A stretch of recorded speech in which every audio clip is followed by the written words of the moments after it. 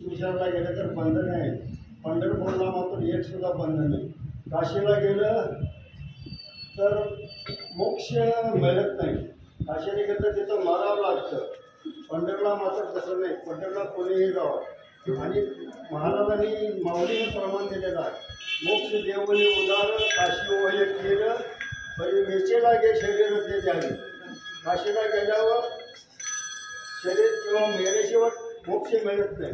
आणि पंढरला मात्र काय आहे, तुका म्हणे मोक्ष देखीला कळस. का म्हणे मोक्ष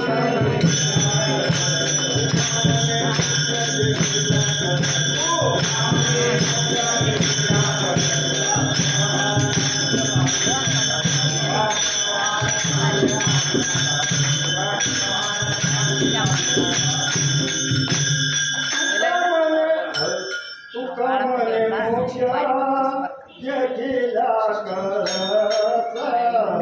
तुका म्हणे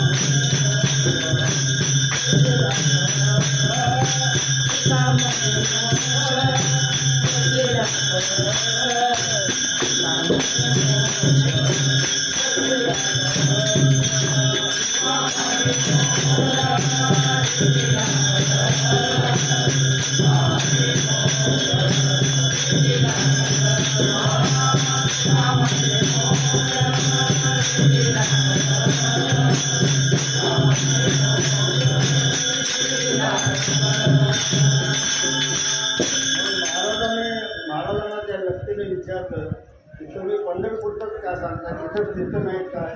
तर महाराजांनी सांगितलं इतर तीर्थाला बंधन आहेत. काशी विश्वेश्वरला गेलं तिथं देहदान करावं लागतं, शरीर द्यायला लागतं, विचारावं लागतं. त्याशिवाय तो मोक्ष मिळत नाही. आणि काशीला जर राहायचं झालं तर आई वडील घरात ठेवून, काशीला बंधनं आहेत ना, काशीला जर राहायचं तर आई वडील घरात ठेवून जाता येत नाही. माय बाप केवळ काशे, माय बाप केवळ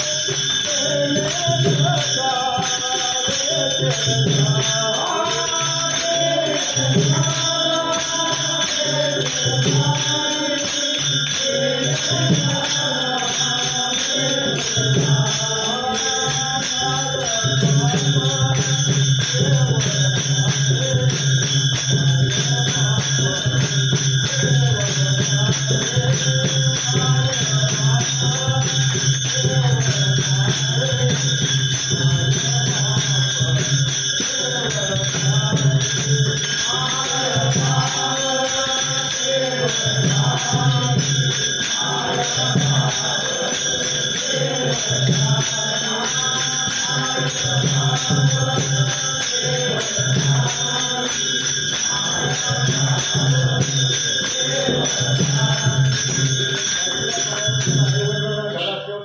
आईवडिलाला काशी घेऊन जायला पाहिजे आणि काशीला जाणाऱ्या माणसाला किमान 2.5 महिन्याचा त्यानं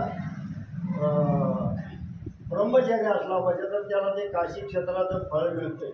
तिथं दशग्रंथी ब्राह्मण लागतो पूजा करायला, सर्व विधी व्यवस्थित असतं, ते काशीचं फळ मिळतं आणि शिवलट हे त्या करायला लागतो, भरावं लागतं. म्हणून महाराज म्हणतात पंढरीशी झाले आजानव संसारा दिनाचा सोयरा पांडुरंग. पण पंढरीच्या बाबतीत महाराजांनी असं सांगितलं की पंढरीला कुणीही जावं, कसंही जावं, केव्हा जावं, कसंही जावं आणि खटनट यावे शुद्ध होऊन जावे.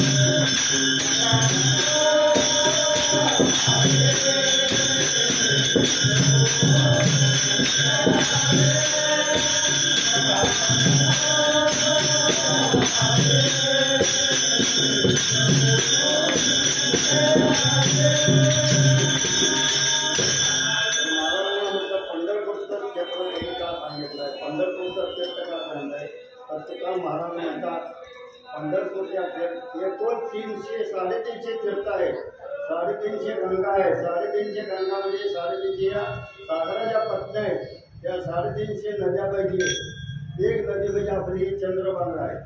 349 या नद्या दिवसात दुपारी धुरपुराला रोज पंढरपुरात येऊन स्नान करून पुंडलिकाचं दर्शन घेऊन जातात.